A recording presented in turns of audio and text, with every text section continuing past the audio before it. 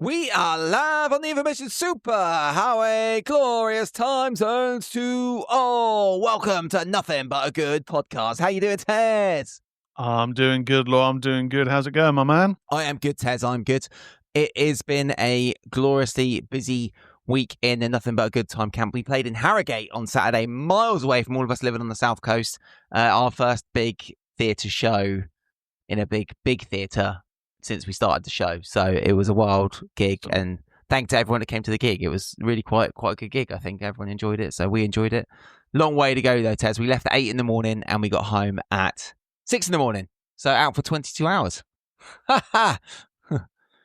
Oh my goodness. I imagine how much caffeine? How much caffeine did you have to take? The trouble is you get sick of coffee in the end. You just get sick of it. It's just can't have any more. I don't have caffeine after 10 o'clock on a singing day because of singing. And caffeine's bad because it's diuretic, so you got to keep hydrated for singing. Yeah, it was just such a long way to go, man. It was a long way, but the gig was awesome and so good that I think the show, in terms of like the things we do live with the crowd, people were into like reacting well to it. A lot of theatre shows I've seen just have like this weird thing called pulling focus, where all the musicians stand at the back and you hit your mark and all that. I mean, you're playing AC/DC or whatever, or you're playing Guns N' Roses. There ain't none of that in AC/DC. You just play it, man. Just play it. It's AC/DC. It's Guns N' Roses. It's Aerosmith. Play it properly, man. Don't have to worry about hitting marks. What a load of nonsense. So yeah, they everyone enjoyed it, and that people have commented on like how we interact the crowd so much, which is something I'm really happy with, because previous gig I did, there was none of that. It was just play it and go home.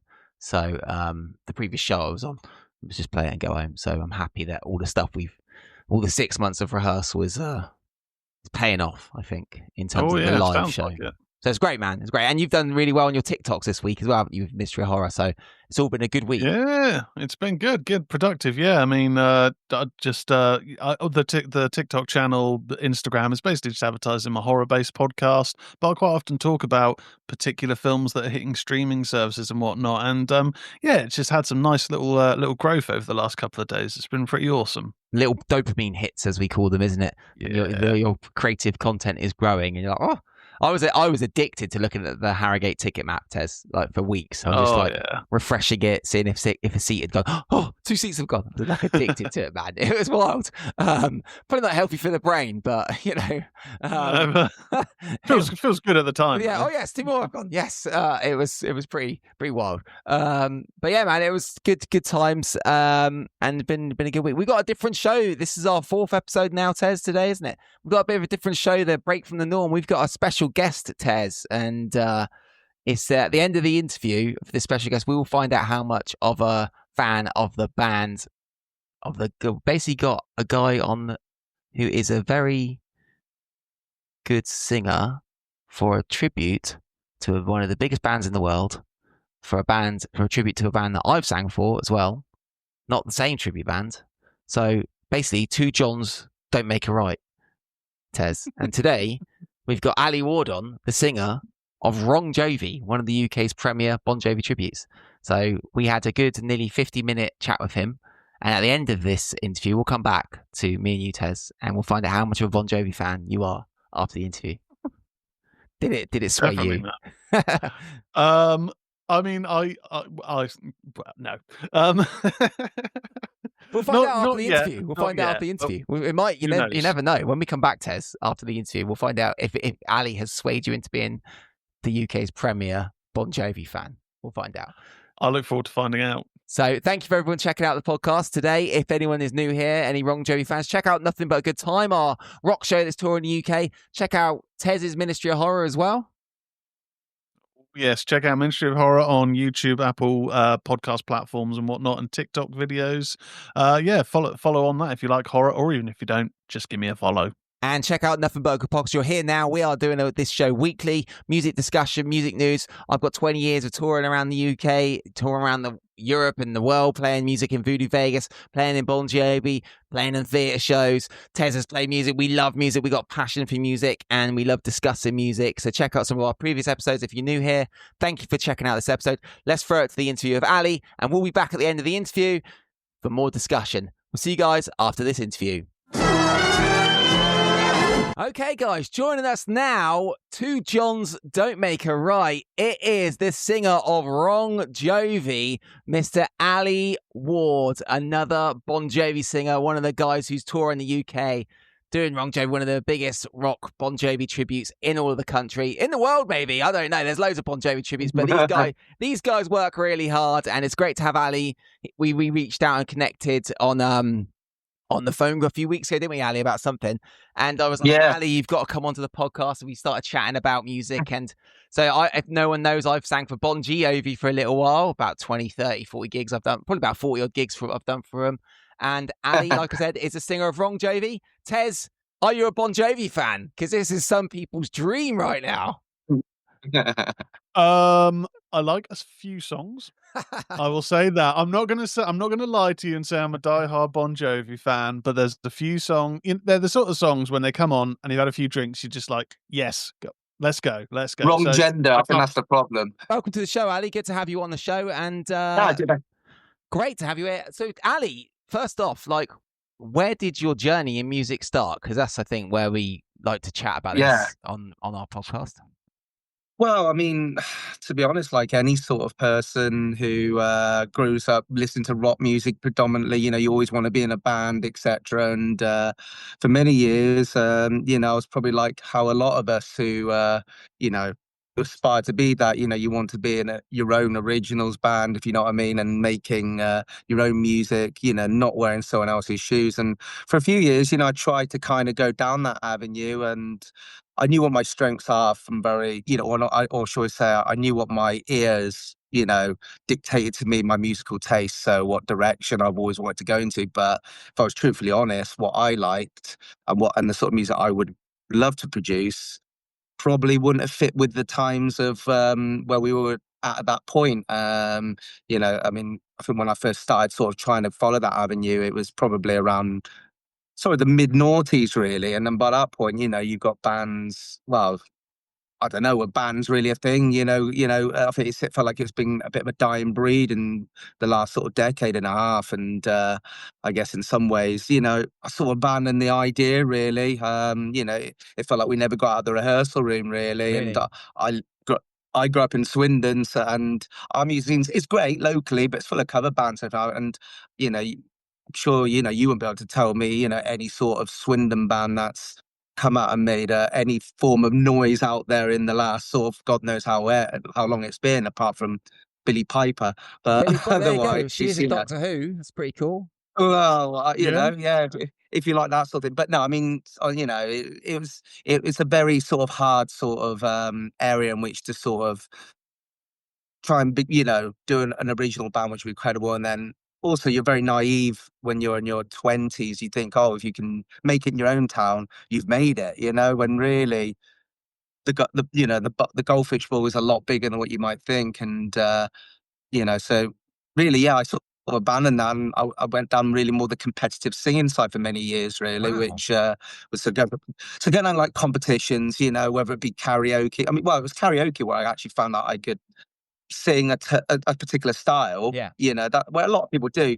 I mean, before that, I was probably just wanted to be a guitarist or something along those lines, and quite simple, really. And then you find your voice, well, coincidentally, when I turned 18, when you can go into a karaoke bar, and then from then onwards, you start just getting obsessively into it, and then start taking it a bit more seriously when people start telling you, oh, you're really good, or you seem to a good sort of natural this or that. And then Bon Jovi, after a little while, became one of those sort of go-to artists, and eventually sort of led me to doing what a lot of people did, leave videos online. And eventually when Mark, who runs Wrong Jovi, he was looking to put the band together, he stumbled across one of my videos on YouTube. None of the members from Wrong Jovi are local or anything like that. So he literally was sort of in very Journey-esque sort of style, just sort of scouring to find the right guy in which to, obviously it's a hard role to do, the front man. And I must admit, when I got this random email saying, oh, hi mate, I've seen one of your videos and I really like it. Would you be interested in coming down to London to audition? I thought, well, I knew nothing about the tribute industry for starters. So I thought it was just Elvis impersonators in Yeah. jumpsuits in social clubs. You know, I didn't realize the scope, certainly on the band side of world of it, how big and how vast and how proper it actually can be. And but yeah, no, I went to London and obviously got the role to do it, and I was very skeptical because I didn't have like the hair and all that, which I've had to grow for the, you know, the job now. But at the time, you know, I probably looked more like Gareth Gates than Bon Jovi. So for me, I was like thinking, I'm not sure this is going to work. But, you know, I went through the wig years initially, and yeah, and it's eventually got to, you know, more of a comfortable position within myself and obviously within the band as time went on. How was that? Yeah. Many questions from that. Like, first off, like, so competitive singing, is that like you're booked, you turn up to like a karaoke bar that night? I did karaoke like for years before I ever joined the band, and I did do a karaoke competition in Poole, and then I came second or something like that, and I thought, oh, I'm gonna go get singing lessons, and I went down the original bands path. But I didn't know that was a thing that sort of existed as such. I mean, don't know. I guess it used to be kind of a little bit.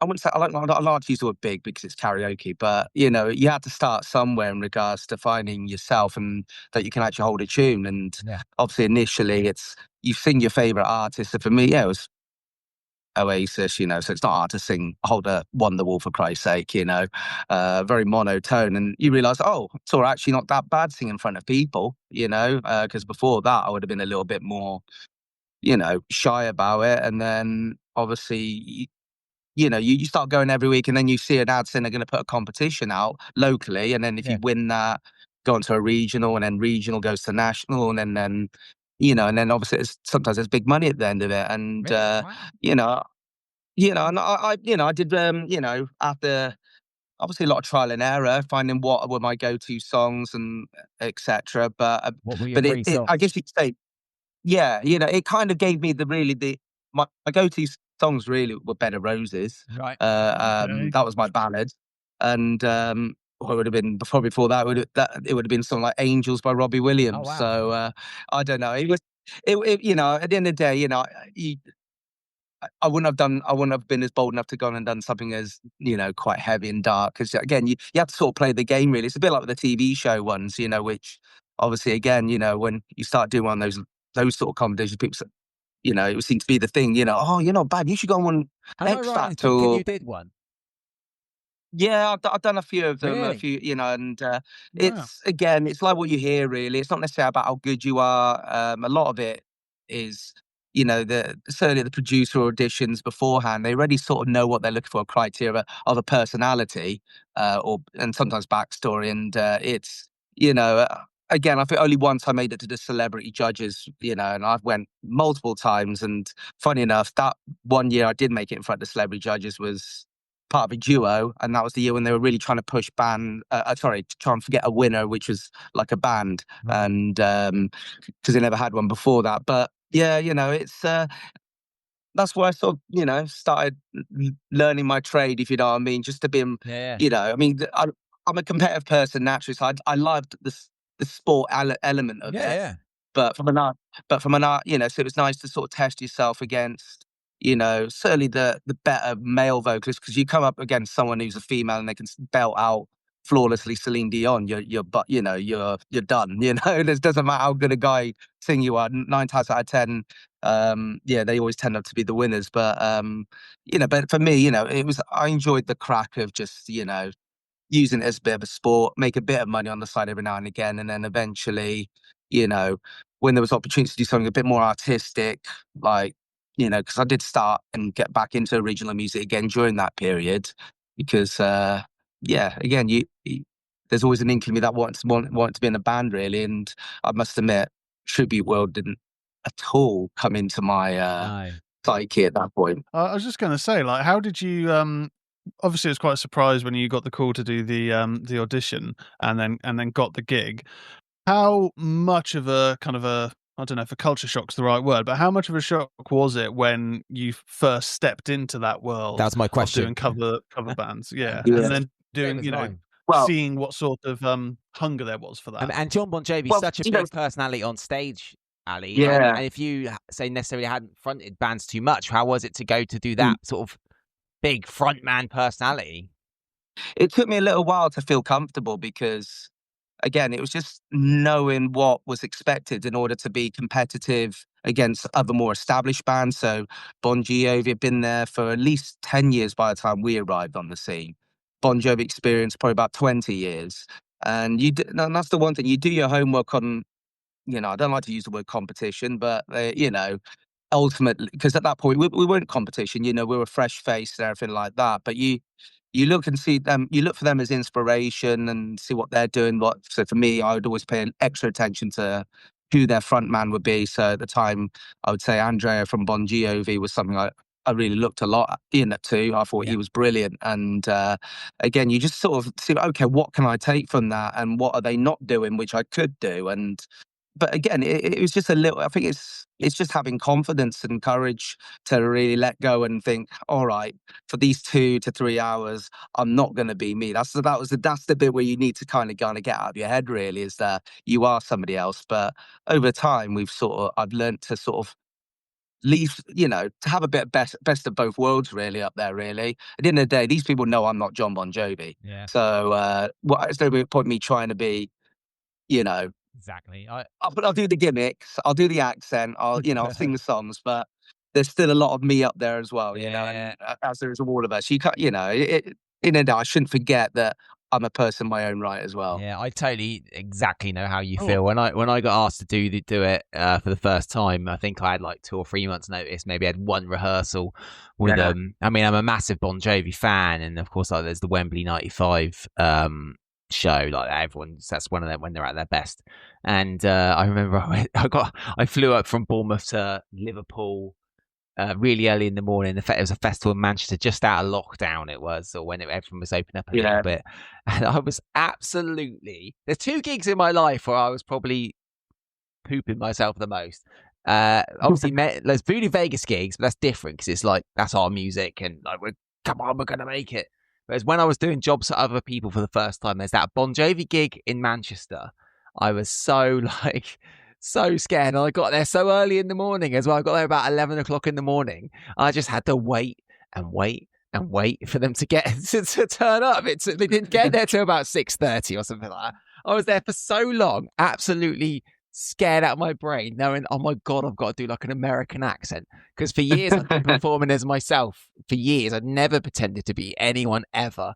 I was so scared. And then when I did the theatre show as well, my first gig with that was scary too, but that was different. But the first Bon Jovi gig I did up in Manchester, even though I knew the songs and I knew Bon Jovi because I just listened to it to death, and I knew sort of sing it, but it was it was Singing's the easy part, though, isn't it? It wasn't even like the fronting it as such. It wasn't the singing. It was the oh my God, I have to talk in an American accent. It was like, and say this like, are you ready? Are you willing? It's just like, oh my God, this is really weird for me. I just felt so odd, and it took me ages to feel. Because I did Bon Jovi for a little period of time up until like 2022-ish, end of 22, and stopped for about 18 months and then went back. I would probably say pretty much until I went back was when I started really feeling quite comfortable, a bit more comfortable with it. Again, like me, I do a bit of myself in it as well. But yeah, I totally know how you feel. That first one I did, I was just like, I think for me, it was because, I mean, like I said, we went what I call, like I said, the wig era. The first 2 years, my hair was still short and dark. And, I mean, to be honest, we didn't know how serious we really wanted to push it. Like many of us, you start off in the pub circuit and the social clubs. And obviously, you want to get out there as quickly as possible. And I think it was when Mark, our guitarist, who got an email, I think it was from possibly a promoter or someone who runs on the crew sort of side of things, and gave a bit of feedback saying, oh, the singer needs to get rid of the wig and stuff like that, if you really want to be competitive against, should we say, the more established acts who do the same thing. And and he was absolutely right, because I absolutely hated it. It looked horrendous. It looked like Andy Warhol or something like that. Really? It was just insane. And and that first gig where I had to wear it, I think, there's just so much wrong with that very first gig I had to do, which, when I mean, I've still got footage of it now, but there's but thank God I've got control of YouTube where I can just make sure that never gets released. It just stays in the archives. But yeah, I mean, I would say it took about at least 2 years where I felt really like, okay, it's become a bit more second nature now, where I don't think about what I'm doing now. It's just, to be fair, it's probably more out of habit now. If I was to do something which isn't Bon Jovi, and I was talking to the crowd, I still, by habit, go into slight American twang in the way I talk. And, it's almost I've forgotten how to be me at times, which in some ways it's fine because, it feels like you're hiding behind a mask a little bit, and it does take a little bit of the edge off. But at the same time, it's that's what it does to you when you've been doing it for as long as you have, I guess, really. Yeah. I suppose one of the best things about doing Bon Jovi in terms of the tribute dressing up side of it, it's not too out there in terms of clothes. You're not having to wear like a cat suit, you just wear like a denim jacket and leather trousers most times, some sunglasses. Yeah. It's quite a good role to be in terms of stage outfits, because some of them, like if you're doing Kiss or Guns N' Roses, we know Gav, and he's got to wear his wig and all that sort of stuff, and it's wearing the kilt and all that. Like Bon Jovi's quite a nice one to dress up for. It's just pretty much the clothes I wear all the time anyway, apart from leather trousers. Yeah, no, I mean, I've got. You try and obviously from again, maybe it's that competitive edge that at the end you always want to do some which one of your peers aren't doing. But yeah, you always try and sort of mix up a little bit. So if they're not wearing this, okay, maybe I'll try and find something that either resembles or get that custom made or whatever. So I'm always open to trying different things, but at the same time, yeah, it's nice to know that the default setting is quite simple, really. So nothing too. It's definitely a good one.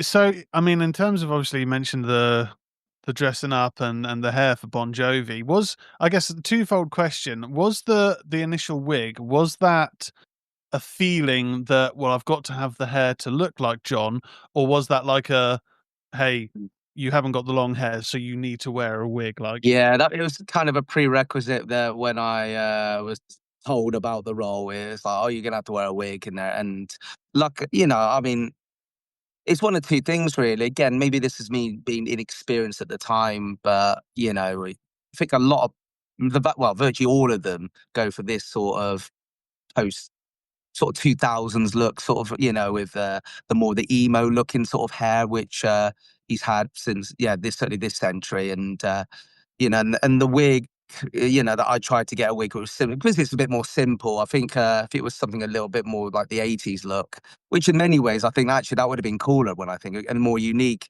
certainly over here in the UK, because I can't really think of anyone else that pulls off that look over this way. So when I think about it, if I had to do the wig, and actually say that, I have pulled on a wig even in recent times to try and recreate the 80s one, just for the odd song, right?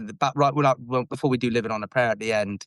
So, I'll go off stage and quickly get into that get up just for the odd special venue where it's just a little bit, wow, he's gone and done that, or something like that. But again, it's just, and I felt very uncomfortable when I was asked to wear a wig initially, so I couldn't wait to grow my hair. But it was just that in between stage, which is what I was kind of. Oh, do I really need to grow my hair? I'll just wear a wig. So in some ways, I was happy to wear a wig, but at the same time, it just looked terrible. So can we get rid of it? I guess another question. You mentioned about the competitive element. So the competitive singing prior to going down the being in the tribute band. Has there, along the years, have you ever had friendly or unfriendly rivalries with other musicians or bands? It's kind of, I don't know why, but it's there is, I don't know if it's really unfriendly. I mean, I think it's more banter most of the time. I think. I mean, there's been never a case of I'm going to come and beat you up or anything like really extreme, been threatened, anything like. I mean, I think I think the bit where you kind of draw the line is when they start messing. Some might try to mess with your relationships with venues and things like that when they try to say bad things about yourself or try, when they don't even know you, But yeah, sometimes there's the odd little sort of remark on to be honest, it's probably because of two things: social media, and probably the one, and I'd say probably makes it more worse than anything. It's actually probably the followers, if I'm honest with you, Yeah. more than the actual bands. I don't actually think the bands themselves. Yeah, I mean, it's just standard. We're all humans, and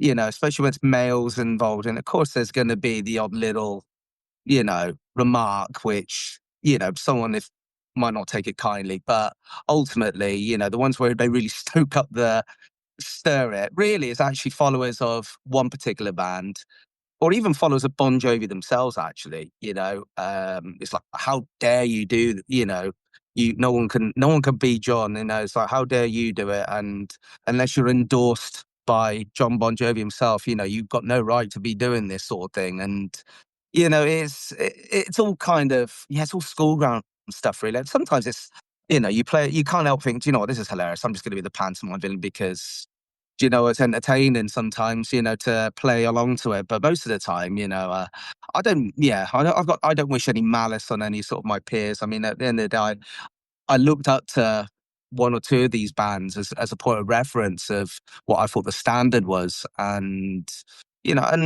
whilst, I like to think that we've certainly closed the gap, if not, at least been on an equal playing field on some areas now, you know, um, ultimately we would never have been able to have done that if it wasn't for some of the other bands. So, you have to, again, from a competitive point of view, it's good to have competition because it pushes yourself to the point where, Very much. hopefully you're doing something right.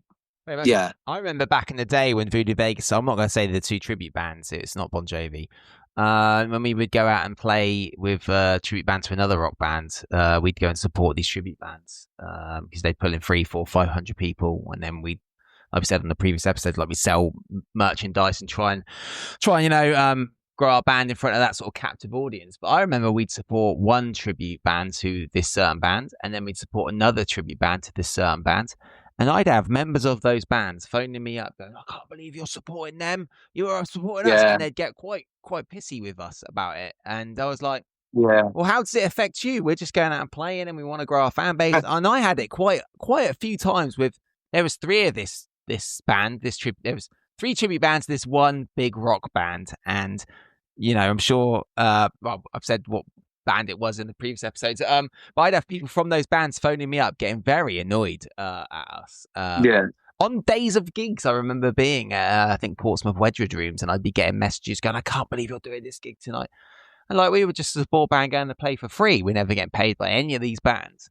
So there was that sort of thing on our behalf being in the support band. I've seen from the tribute band world, from being in that support band, and I guess in the in Bon Jovi a little bit. There's sometimes a bit of like, it's competitive. Of course, it's competitive, isn't it? Because you're both doing essentially the same. You want to go out and do really good gigs, and there's only so many gigs. That's what it is. It's niche.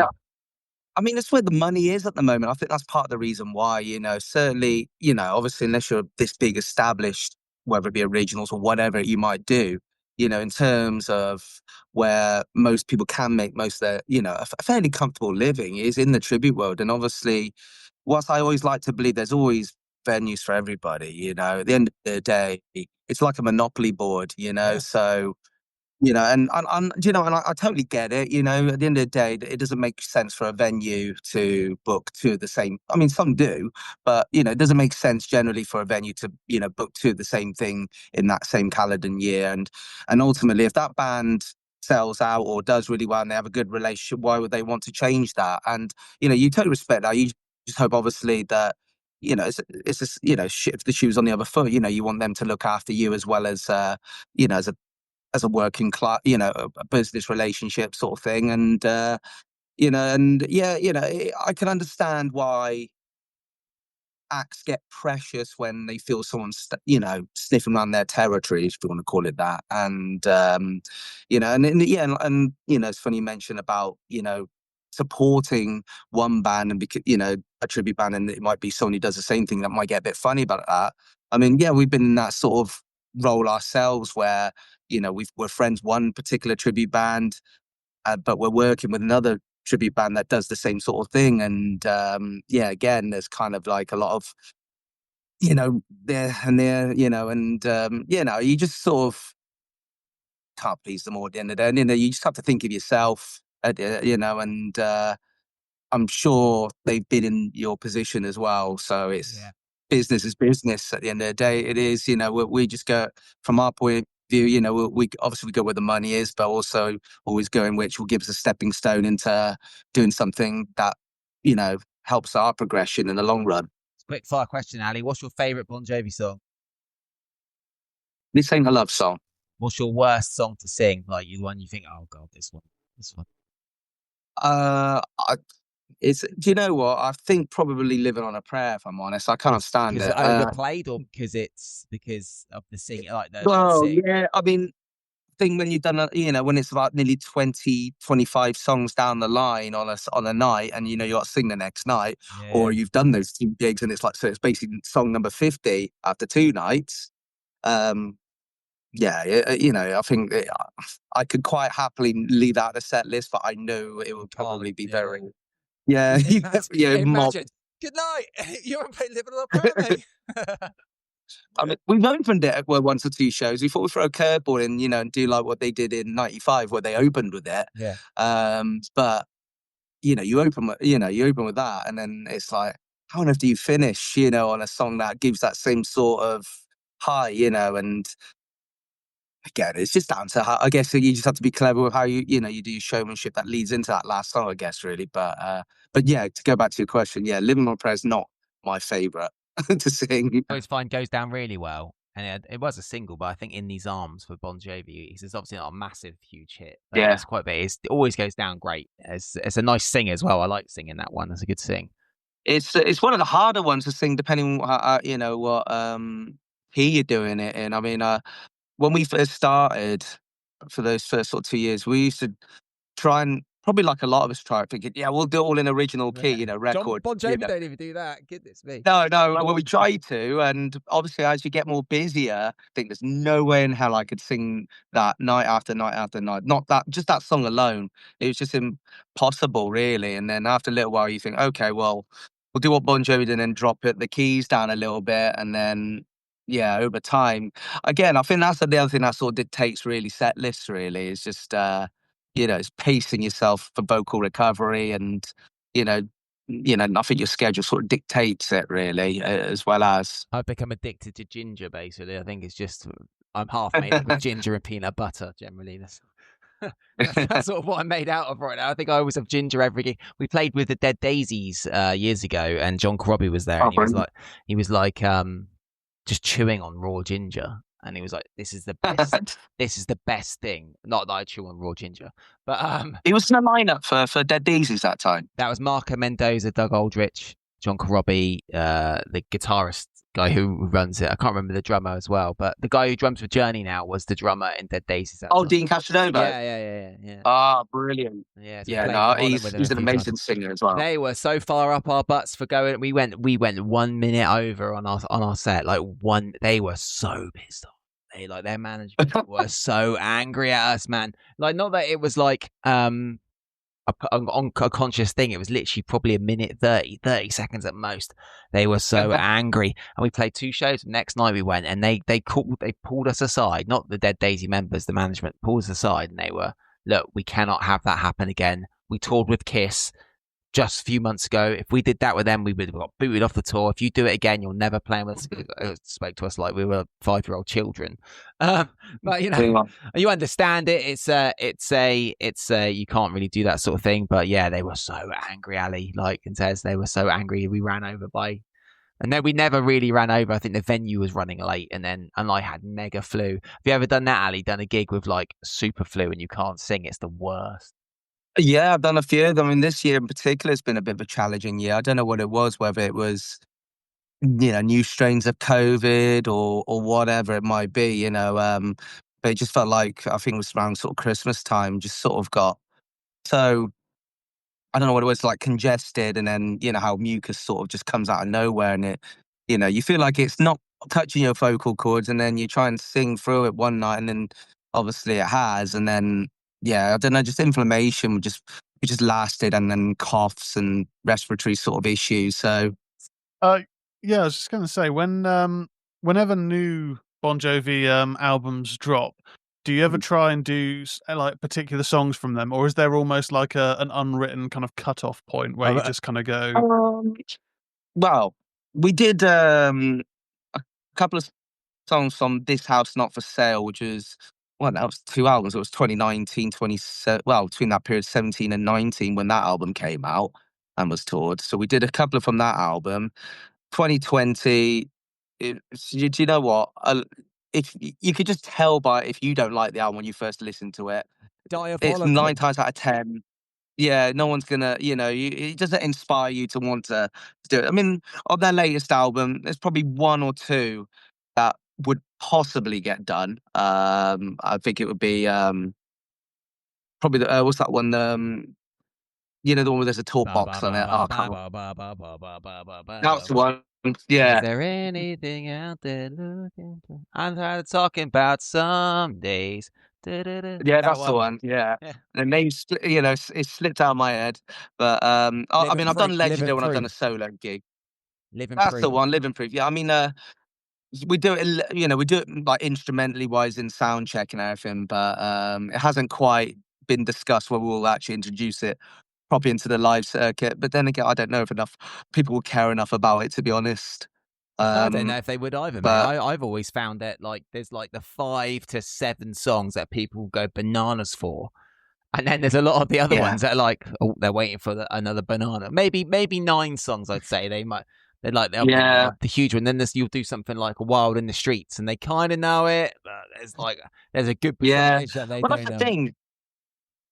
You like to think, like you say, Wild in the Streets, that everyone will go mental for that. It's a bit like Raise Your Hands, and and whilst there is a lot of diehard Bon Jovi fans that come and watch the tributes and all that, and obviously they know all those songs, again, a lot of people really only care about the ones which we all love and know, and if it is going to be one which is a little bit obscure, you need to make sure it's such a strong one where it's so catchy, where you could hear it for the first time and instantly, you'd like it without knowing it. And I don't necessarily think there's enough there which in my experience, where I feel like I've come across where people have really got behind it, where we just know they're not gonna know what it is. But I tend to agree. Any of those little new ones as well.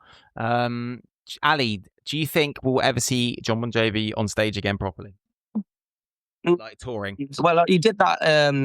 He did that little intimate sort of get together a few weeks ago, and you know what? They looks like they went down the ghost route and stopped. No, didn't allow any cameras, no footage or anything like that, which probably was a good idea, because obviously a lot of the flack that he's taken over the last sort of couple of years because of social media and everything else, it's I think if anything, when you read in all those comments, which I'm sure he does, that they're slating him for the fact that his voice is in such a state.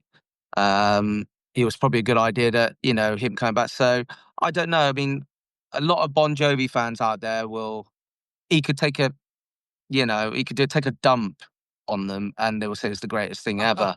And hopefully Jon Bon Jovi doesn't do OnlyFans.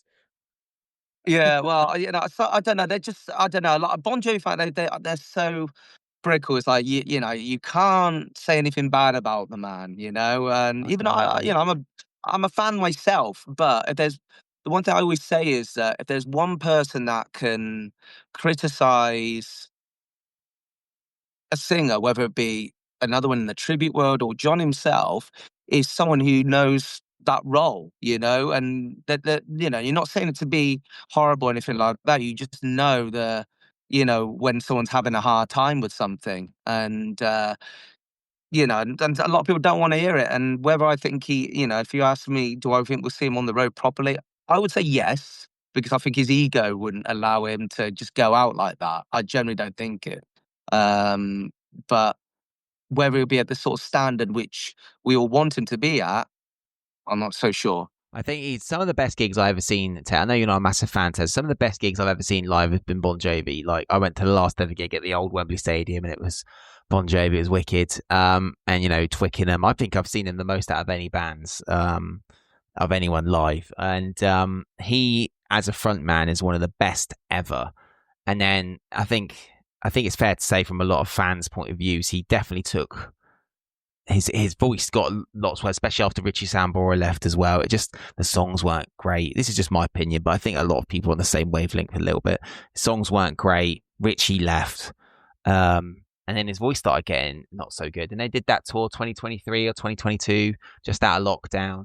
And I think, to be fair to the man, who's a multi-millionaire, billion, how much money he's got, I do think he went out on that tour to employ all the crew for that tour. Yes, he probably made money, but he makes money hand over foot, John Bon Jovi. He's a multi-millionaire. I think he went out on that tour to give the crew that lost the touring a job for that month in America. And then, of course, I don't think he realised how bad his voice was. There's a great documentary on Disney. I don't know if you've seen it, Tezz. What was it called? I can't remember what it was called, but it's a very, very good documentary. Thank You, Good Night, isn't it? That's it, exactly that, yeah. It's really good, Tezz, and it goes through there for a whole period of time. But jumping back, it starts off just after he's had his surgery. He's in the archives, he's got a big beard, and he's like going for it, and he looks gutted. And there's moments in there when he's so upset because he can't sing, and it took his wife to tell him that wasn't very good, because he had all these yes people around him saying it was still good, and he did one show, and his wife Dorothea, who's been with for years, said that wasn't very good, and that's what made him do two or three more shows on that tour, wasn't it? And then he's not sang live properly, did the odd gigs. And I'd love to see him back, but I don't know if he will. I'm not sure. I think if there was a reunion talk, it makes so much money. When would go see him with Richie. Yeah. I think seeing him, and me and Ali, we didn't meet at the thing. We went to somewhere in London, Kensington, wasn't it? And he did a talk or something when the album came out last year, their new album. And Ali was a few places in the queue in front of me, and we'd never met at the time. And I remember they were playing album tracks. I was quite close to the front. I think you were as well, Ali. And you could see John. He's basically doing an interview with a Planet Rock Radio guy. And of course he can't tour at all. And you could see, I don't know about you, but I could see when they played songs from the album that wasn't released yet, Tezz, and you could see he was sitting there and he wanted to sing and be the front man and perform and just do something, but he couldn't do it. He looked absolutely gutted to be sitting there just head down, waiting for the song to finish. Yeah, I was going to say the same thing. On the new albums, it's okay. I think it was Studio Magic. Yeah, it was better than 2020. He used a little bit more range in this recent album, but again, I was going to say to Lawrence exactly the same thing. Really, is when went to that London thing, he just looked a bit frustrated. It looked like someone there that this is not. He's John Bon Jovi, this superstar front man, and he's doing this tour for the album, but without Alan not being able to perform it to promote it or anything like that. And I think the lack of being able to perform has absolutely killed him on these last two albums, or certainly affected the performances of the albums. Definitely. And I think he's well aware of that probably from his business head, but again, just from being a singer and an artist, I think that's what's probably hurt him even more, really. The fact he just can't get out and do what he loves, I guess, and that's get up and actually sing. Yeah, the reason why and that's what comes on to the documentary. I think it comes across as much as money as billionaire he is, or a millionaire, he still loves performing and loves being up on stage, and to not be able to do that. I think, back in the day, he had steroid injection in his throat, didn't he, on the New Jersey tour and all this other stuff, which probably wouldn't have helped as he got any smoked for years. But Ali, thank you so much for coming on the show, mate. We really appreciate it. No, thanks for having me. Thank you, man. It's really been good. Where can everyone find all the Wrong Jovi dates, and where can they come see you play in the next few weeks? Because this will be going out next week.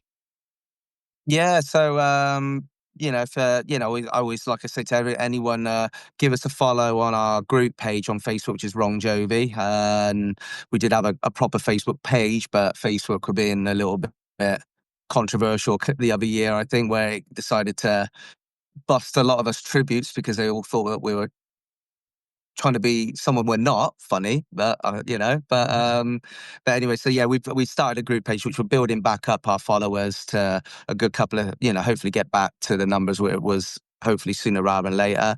Otherwise, wrongjovi.com. That's the other place, obviously, to, see where we're going to be at in a place near you.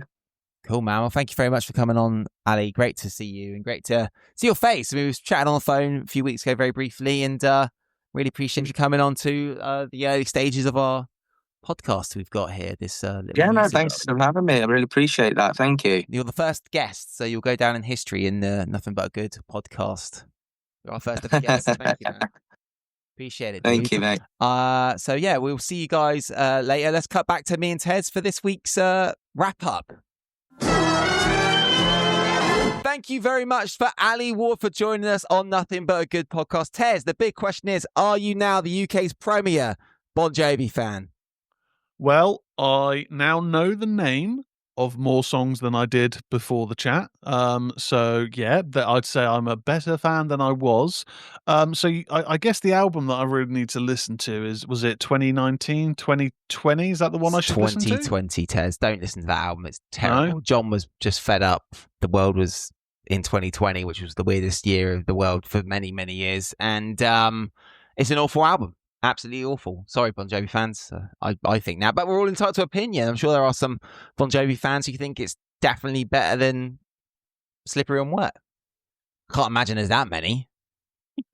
I'll be one of those Bon Jovi fans, or one of those fans in general that's just like, no. Like, I guess a hipster fan. Like, I don't like the hits. I only like the deep cuts. I only like the songs no one's ever heard of. And if you don't like modern Bon Jovi, then you really aren't a fan of Bon Jovi.